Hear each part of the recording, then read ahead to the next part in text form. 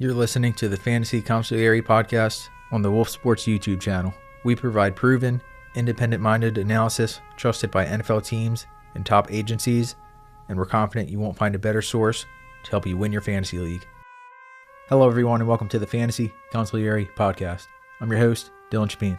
For this week's episode, with either a fantasy championship on the line for those who play 2 weeks, or a spot to the fantasy championship on the line, I'll go through our Week 16 rankings and provide various thoughts at each position. So starting at quarterback, the upside for Bo Nix was on display last week in the win over Green Bay. He had over 300 yards and 4 touchdowns through the air, flashed his accuracy, playmaking, vision all over the field, his mobility to avoid sacks. So we have him as the overall QB3 this week versus Jacksonville. I mentioned, as I called him a buy low multiple times throughout the season, that this would be a great matchup for him, with the Jags being better attacked through the air than on the ground. So after a high-end QB1 day last week, Nick should be a high-end QB1 this week, so make sure he's locked into lineups. Beyond the top three of Josh Allen, Jalen Hurts, and Nix, things are a bit cloudier. I would put Justin Herbert fourth despite a disappointment last week. Much better matchup versus Dallas, so he's a QB4. As a QB5, hopefully Joe Burrow gets T. Higgins back, in which case we'd feel a lot better about him. The Dolphins have played better defensively until Monday night, but I don't think they have the options on the back end to stop Jamar Chase and Higgins, so Burrow is the QB5. Dropping down a couple of spots as a QB7, we have Jared Goff versus Pittsburgh. The Steelers might be tougher with Asante Samuel at the other cornerback spot, across from Joey Porter Jr., but this one comes at home for Detroit, and they've been on fire since Dan Campbell took over as a play caller, ranking as the top offense in football. So after close to 25 fantasy points last week, with the offensive line holding up well versus the Rams, Goff should be a clear QB1 at home for a potential shootout. And on the other side of that, Aaron Rodgers should be a high-end QB2, again, for likely a high-scoring game, and the injuries for the Lions on the back end should make things easier on Rodgers, who has seemed to take more control of the offense over the past 2 wins. And then the final name I'll mention here, after becoming the first quarterback to reach 20 fantasy points against the Texans, it's certainly time to put Jacoby Brissett in the QB1 ranks. The Falcons showed some fight last week in the win over Tampa Bay, but they were getting beat quite a bit, including down the field by Mike Evans. I think Baker Mayfield had 277 passing yards. So whether or not Marvin Harrison Jr. is back for Arizona, Brissett I think has at least 18.5 fantasy points in every game this season. So he makes the top 12 at quarterback and is the top streaming option if still available and you need help at the position. At running back, I have a difficult decision in my league between Travis Etienne versus Denver and Quinshon Judkins versus the Bills. We have both in the top 12 at running back.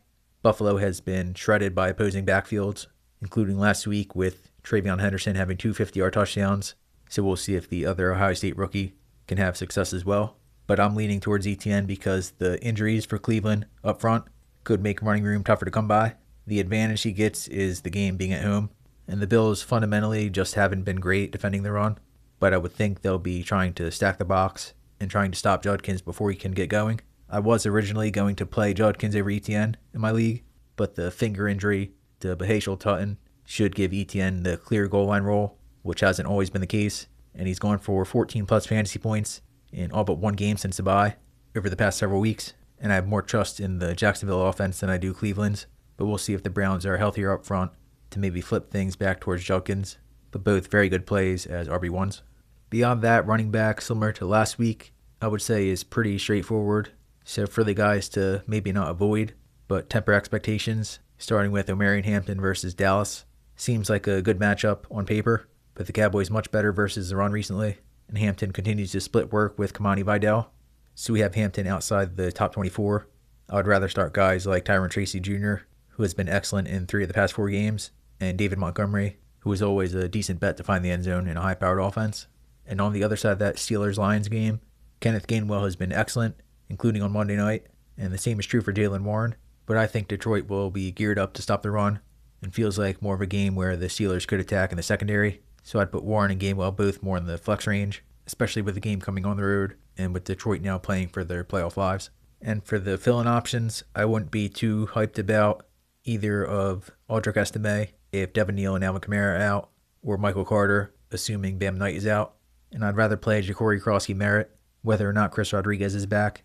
After a strong game last week, JCM should be at least a solid flex as he auditions for a role in 2026. At wide receiver, as mentioned, I expect the Steelers to play more through the air this week versus Detroit. So DK Metcalf we have as a wide receiver 9, in our Week 16 rankings. On Monday night, he had the highlight touchdown where he essentially powered into the end zone using a stiff arm to get free. And he can be a mismatch versus a smaller cornerback group for Detroit.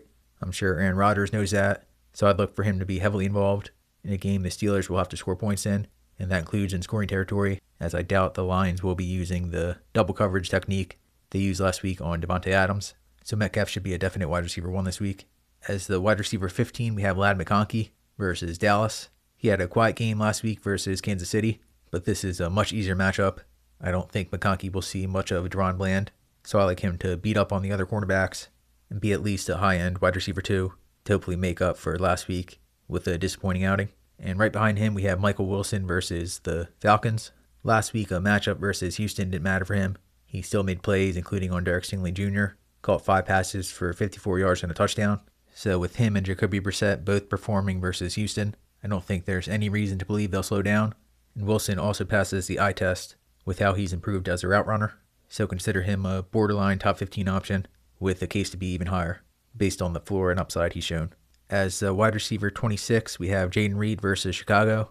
We'll see if Christian Watson can play. I'd feel decent about his chances, but I would think the Bears will be more focused on him in the rematch after 2 touchdowns the first time. For Reed, he's cleared 50 yards in both appearances since his return, and he gets a good outlook with Romeo Doubs set to seal out of Jalen Johnson. And again, Watson probably seeing more tension in the rematch. So we have Reed as a wide receiver 26 and someone that's available in quite a few leagues. So definitely someone to consider if you need help at wide receiver. And like running back, you ideally don't need to dig deep for a start. But for the lottery ticket types, I like Marvin Mims versus Jacksonville after he provided a spark with increased usage last week in the win over Green Bay. Again, Jacksonville better attack through the air than on the ground. And I also like Luther Burden, assuming he's healthy enough to go. I think I saw he left on a cart at the end of Sunday's game, but I haven't really seen an update since then. And he's caught 3 passes in every game since the start of November. He's gone for 70-plus total yards in each of the past 2 weeks, including 4 catches for 67 yards against Green Bay a couple of weeks ago. So if he's healthy and able to go on Saturday night, Burden we have as a wide receiver 32 and someone who could be available if you need to start. Finishing things off at tight end, Kyle Pitts is coming off a historic performance last Thursday night in the win over Tampa Bay. Raheem Morris has expressed optimism about Drake London being back this week, but I actually think that could be a plus for him. I'm sure the Cardinals would be keen on Pitts based on what he did last week and really over the past 3 weeks, but that'll be tougher to do with London back, and the Falcons won't suddenly go away from Pitts based on what he's done recently. So we like him as a top 3 option at tight end with a high floor and an increased ceiling, as we saw last week. As the tight end 6, we have Darren Waller. It wasn't a comeback effort, but he caught 2 touchdowns in the loss to Pittsburgh on Monday night. He now has 6 scores on 20 receptions in 6 games this season. And the Baltimore tight ends didn't do anything last week in the win over the Bengals, but 1 week isn't enough to suddenly downgrade that matchup. They're still allowing the most fantasy points to the position, and Lamar Jackson only completed 8 passes in that game, which was a weird one. So Waller should be a top 6 option at tight end and carries major upside based on his touchdown ability in Mike McDaniel's offense. And the final name I'll mention is Colby Parkinson versus Seattle. Devontae Adams will almost certainly be out, so that opens up some red zone opportunities for others.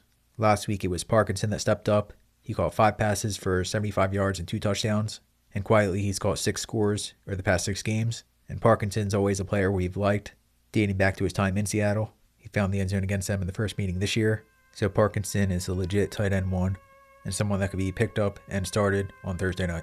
So that will conclude this episode. As always, you can find our full rankings on wolfsports.com. And if you're a Fantasy Consigliere member, we'd be happy to answer any questions you might have. Until next time, I'm Dylan Chapin. This was the Fantasy Consigliere Podcast.